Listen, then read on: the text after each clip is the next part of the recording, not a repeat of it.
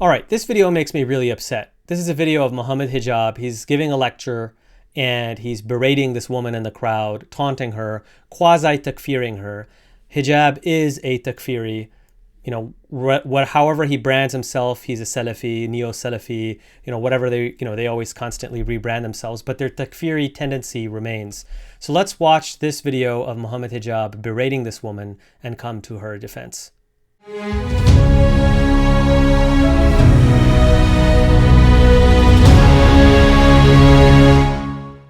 Can we calm down? Can we calm? So first of all, calm down, right? He's talking down to her. Calm down, you crazy woman. I'm Tawil, I'm tall, you're Qasira. That's your name. Anyways, we'll come back to you, yeah?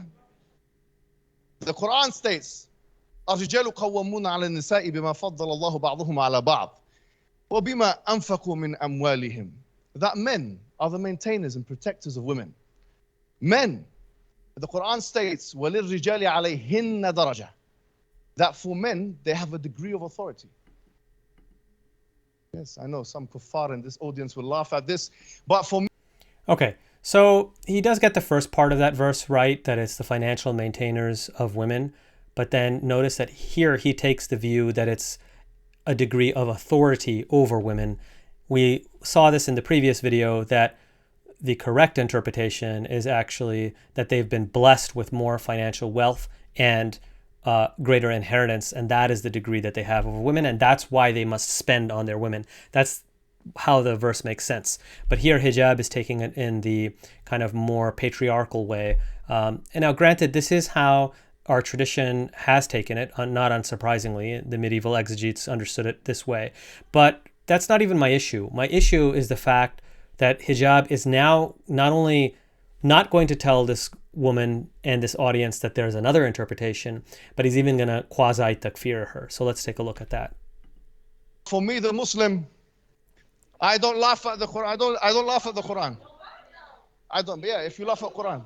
Yes, if you laugh at the Quran, you're kafir billah al-azim.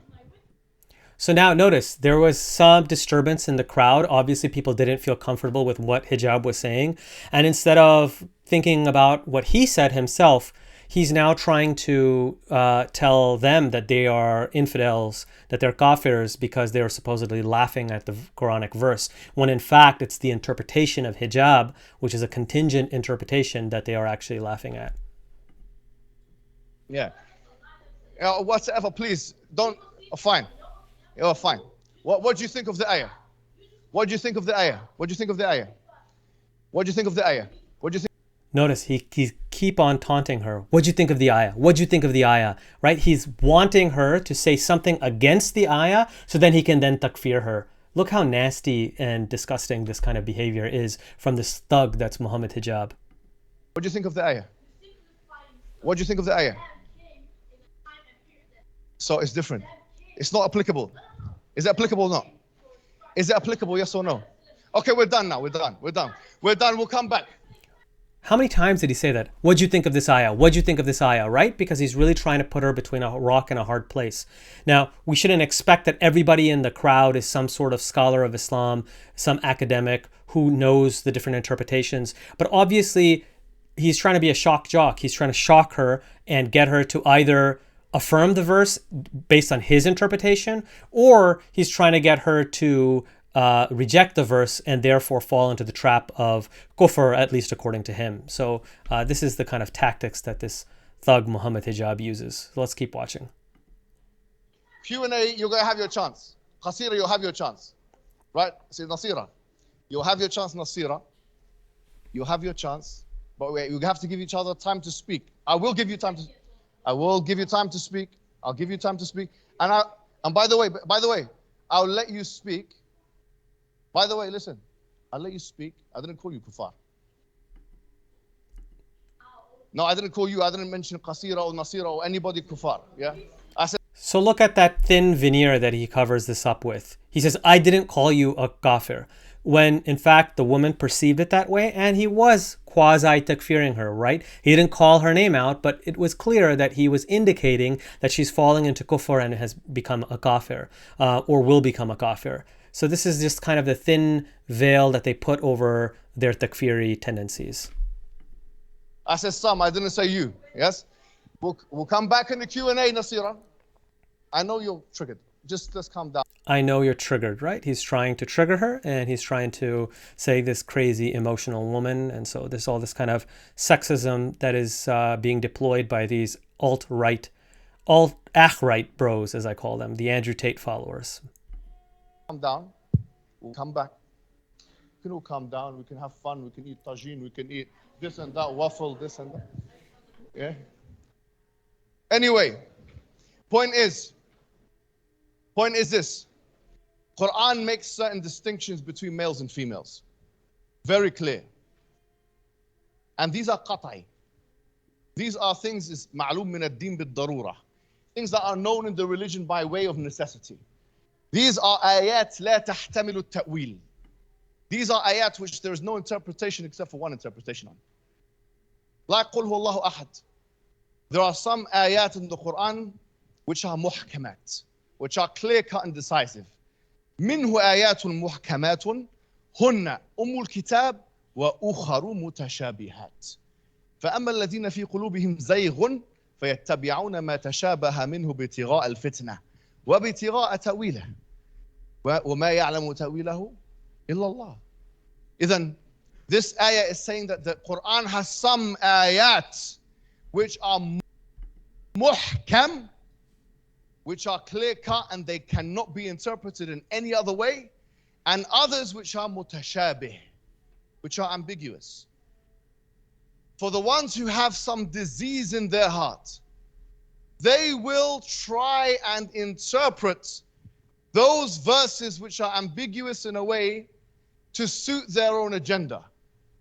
And also that they can create fitna and that they can have their own ta'wil, their own interpretation. And no one knows the true interpretation of those verses except for Allah.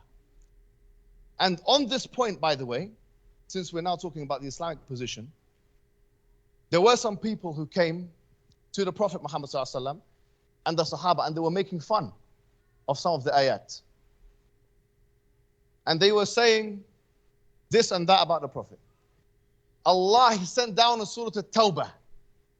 لا تعتذروا قد كفرتم بعد إيمانكم. Why? And they were saying, إنا كنا نخوض ونلعب. The Quran says that they said this. We were just playing and messing about. So Allah then states, لا تعتذروا. Do not make excuses. قد كفرتم بعد إيمانكم. You have become disbelievers after you were believers.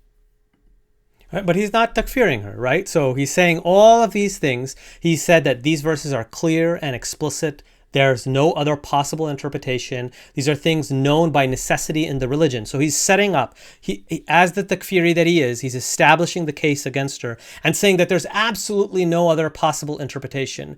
Now, surely Mohammed Hijab is not so ignorant as to not know that there are other interpretations. And if he knows that there are other interpretations, whether he agrees with them or not, you can disagree with the interpretation that I've offered, the interpretation that the academic Saqib Hussein has offered. But what you cannot claim is that there is no other interpretation. Just like I can't claim that there isn't another interpretation that is in line with Mohammed Hijab is saying. But here, Hijab is saying there's no other interpretation, and then he's setting this up, that he's saying that now you're mocking the religion, and that he's talking about the woman in the audience, you are a kafir. Now, he's not going to say it explicitly, but he's going to hint at it, and he's going to do this quasi-takfir. So he's not man enough to actually do the takfir, right? And he wants to have plausible deniability, but what he's really doing is setting up a case of takfir, excommunication, instead of trying to say in a neutral or academic, balanced manner that, look, there are different interpretations. Here's the interpretation I take. You might disagree, but here's what I think. Don't you think that that's a responsible way to take this so that you're not causing people to actually leave the religion? Knowing how sensitive this issue is, Hijab himself knows that this is a very sensitive issue for Muslims living in the West. He knows that some women, if they hear people like hijab, they will want to leave the religion because they will think it's sexist, it's misogynistic. So don't you think he should then be cognizant of that fact and try to soften this issue and say, look, there are other interpretations, and not try to actively drive her away from the faith? Let's keep watching. So one of the things which we as Muslims must be very clear, we can all have our opinions, but the muhkam, the decisive, Maybe if you say it angrier, in an angrier term, decisive, that doesn't make it decisive. This verse is absolutely, positively not decisive. positions on gender are known. So now it's the positions on gender in general are known and decisive. So if you disagree with them, then you're a kafir, right? That's what hijab is trying to say. And they are known for 1,400 years of Islamic history.